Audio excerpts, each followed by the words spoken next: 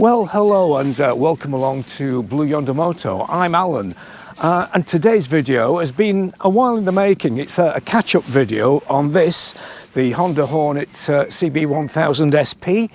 And as I say, it's been a while in the making. I've now done 1,600 miles, over 1,600 miles in fact, on this bike. So I've got to know its strength and its weaknesses pretty well. So the format that the video is going to take is essentially a pros and cons. What have been the pros and the cons that I've experienced from, as I say, 1,600 miles of ownership and riding, and how those pros and cons have actually influenced the ownership experience. Of course, these are just my opinions. You may have different views on some of the things I'm going to talk about. If so, please feel free to dive into the comments and let us know your thoughts.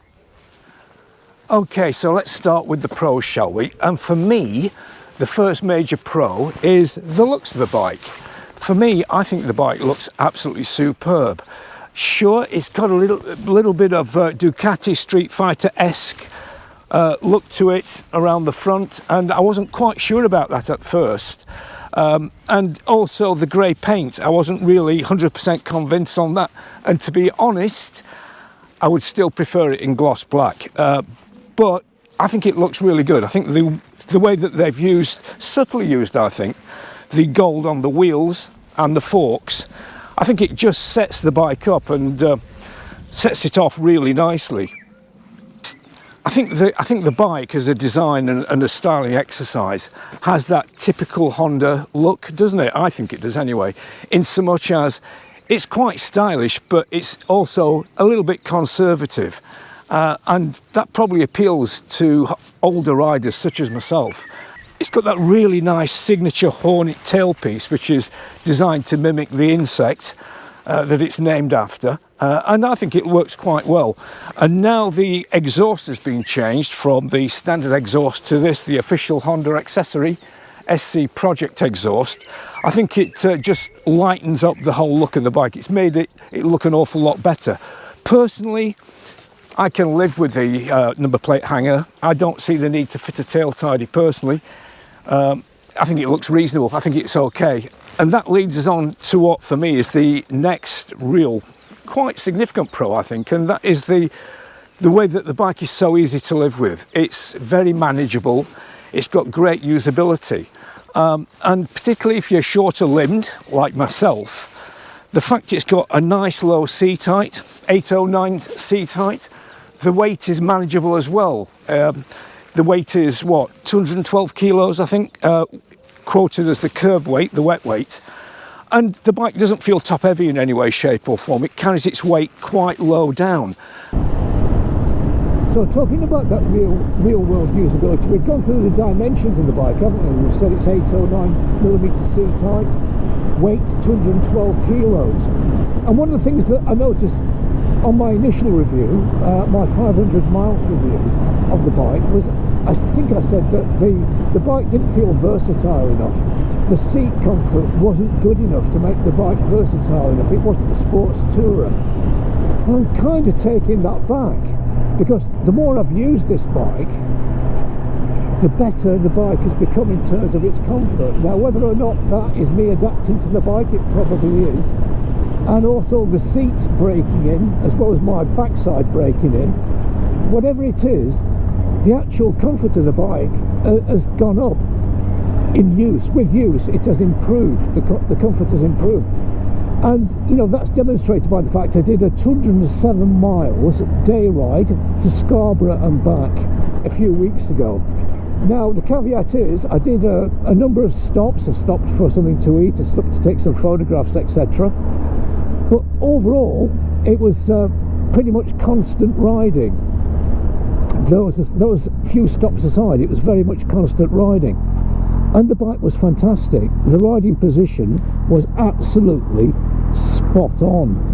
And the seat, far from being, you know, unbearably uncomfortable, it was anything but unbearably uncomfortable. It was actually very good. And I got off the bike when I got home, 207 miles later, and I wouldn't say I felt as fresh as a daisy, but I didn't feel bad at all. and I was expecting the worst and actually found out the best. So I think the takeaway from that is the bike is much more versatile than you would probably give it credit for. It's, you know, it's got a lot more versatility, a lot more about it than you would expect. I suppose the only thing that holds it back is that styling with the Hornet shaped tail does limit luggage carrying ability, and you certainly won't want to carry a pillion. I wouldn't want to carry a pillion anyway. So let's have a quick talk about one of the big pros of this bike, and that is the superb value for money that it delivers. When this bike was new, when I bought it new in January 2025, it cost £9,999 on the road. It's crept up a little bit now. I think it's now just over 10k, at 10,199, something like that. But even at that price, it's still astounding value for money. And obviously Honda did that to stimulate demand and shake the market up, and it's certainly a headline grabber, isn't it? But that's not to say that the bike is shoddy, and in any way, shape or form it is not shoddy, and we'll address those build quality of finish issues later. But as I say, you know, this bike comes with an all-in rear shock, a TTX rear shock, and it's a good shock. It does work. And once you learn to find your way around it and tune it, it does work really well. The front forks, the Showa front forks, not too bad neither. They're not shoddy. This is probably the worst road to demonstrate it on, because it must be one of the bumpiest roads in Nottinghamshire. The guy in front is on an adventure bike, and that's much more suited to this sort of road than a sporty naked like the Hornet is. But as I say, it's tremendous value for money, and it's cheap running costs as well. This is the thing, it's not just a cheap purchase price, it's cheap to run. When I first got the bike, when I was running it in, I was really disappointed. And if you go back to my original video, I said, you know, it's only doing 43 miles to the gallon at running in speeds, which is really disappointing, and it was.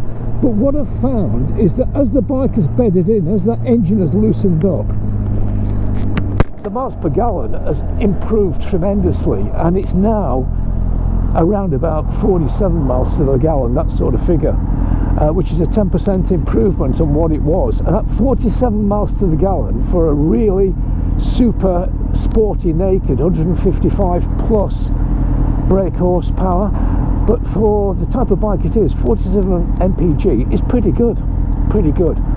Now for 3 years the cost of servicing for this bike is just £499, which is astonishing really. For a 4-cylinder bike, high performance bike, that is extremely good value for money. So that's what, £166 a year, something like that. Now if we look at Ducati, and we know a number of vloggers like their Ducatis, don't they? If we compare and contrast the service costs of a Ducati Street Fighter V2S, not the V4, the V-twin. If we look at the cost of that, the 3-year plan for that is £850. So let's have a quick chat about what the bike is like to ride in day-to-day riding, like we're doing here, fairly slow speed stuff.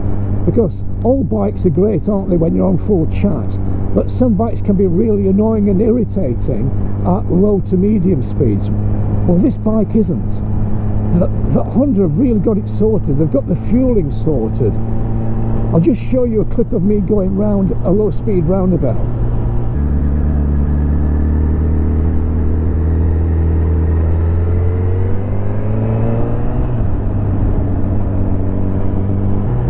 Okay, so as you saw there, the bike didn't fall into the corner, it turned into the corner beautifully, courtesy of that 180 section tyre. It turned into the roundabout, low speed roundabout, really neatly, and the fueling was spot on. And as you can see, I'm riding in sport mode, so it's the most aggressive of the options that are available, and the fueling is spot on. There's no grabbiness, there's no lurchiness, there's no hunting.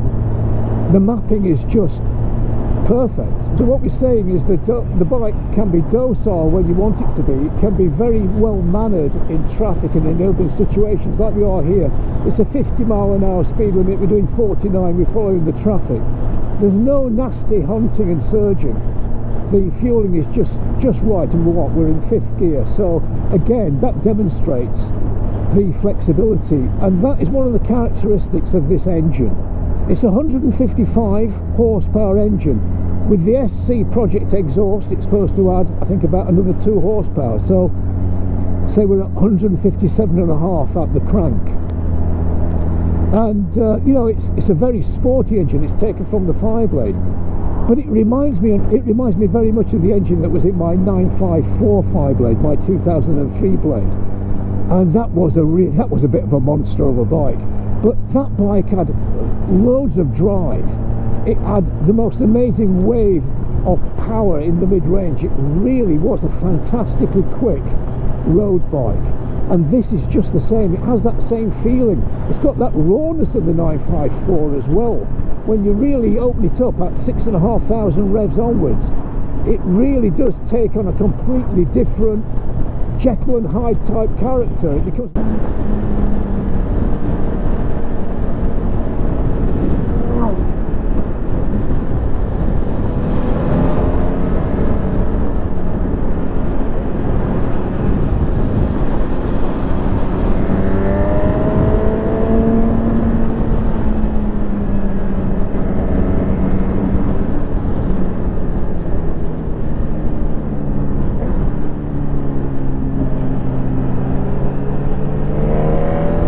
so we've got another big dip coming here, a bit of a dipper. This is the Blue Yonder handling course, ridden in reverse.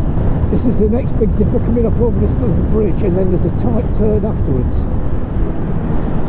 Again, you could feel the suspension working. Everything feels controlled on the bike. That's exactly what you want, isn't it? Again, dreadful surface, no grip.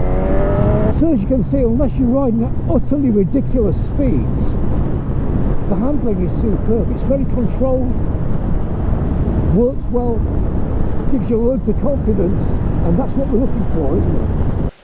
So those are the pros for the bike. Let's have a chat about some of the cons. Anyway, so Sunday drivers in front aside, let's have a quick talk about some of the cons, because we've gone through the main pros, of which there are many, but I think it's important that we address some of the elephants in the room and talk about some of the cons. Now, we mentioned the seat and the riding position, which for me is not a con.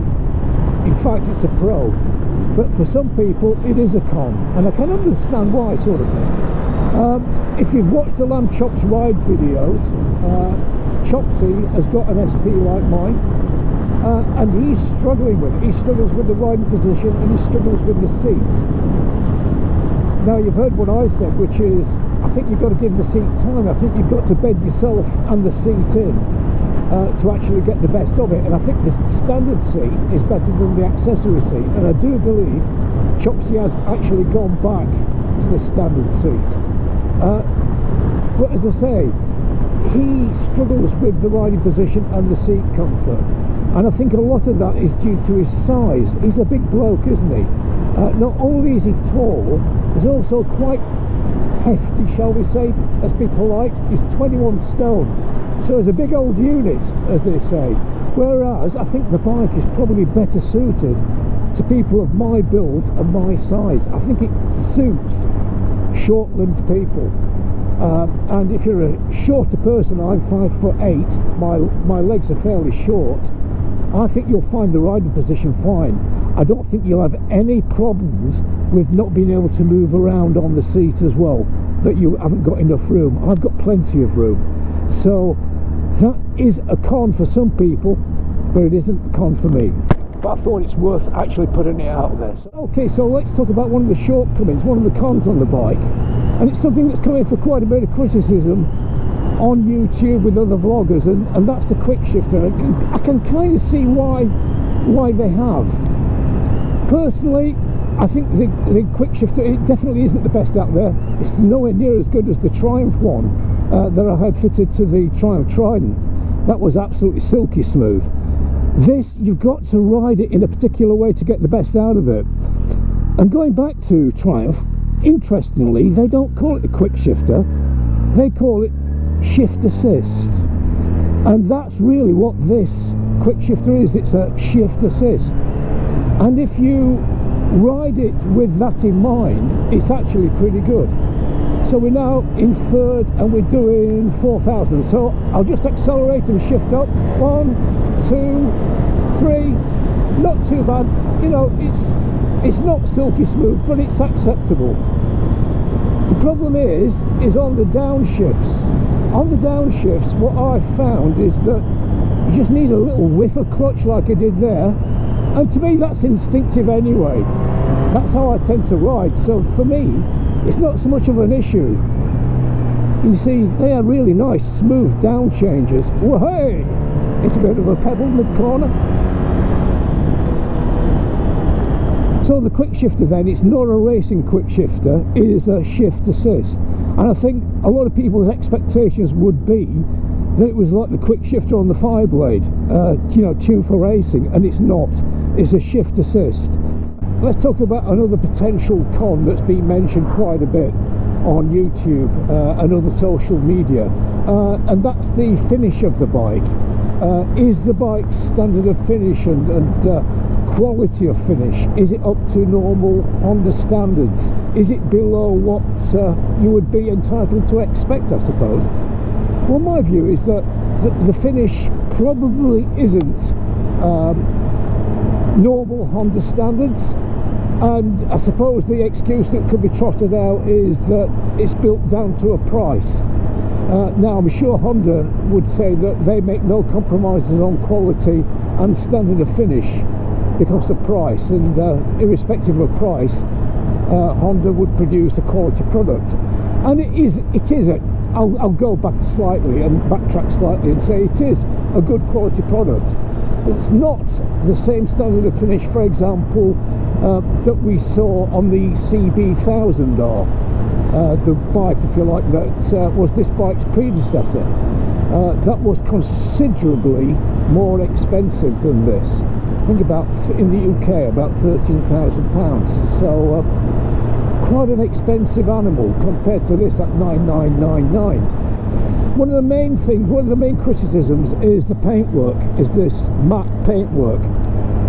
And I suppose in common with all matte finishes, irrespective of the manufacturer, whether it's Aprilia, Moto Guzzi, whoever's doing the matte finish, you've always got to be careful with them. And I think that's the key point, the key takeaway on the finish here. It looks superb as new, but as an owner, you've got to be careful with it. You can't be careless with it, otherwise you will effectively damage the finish on it.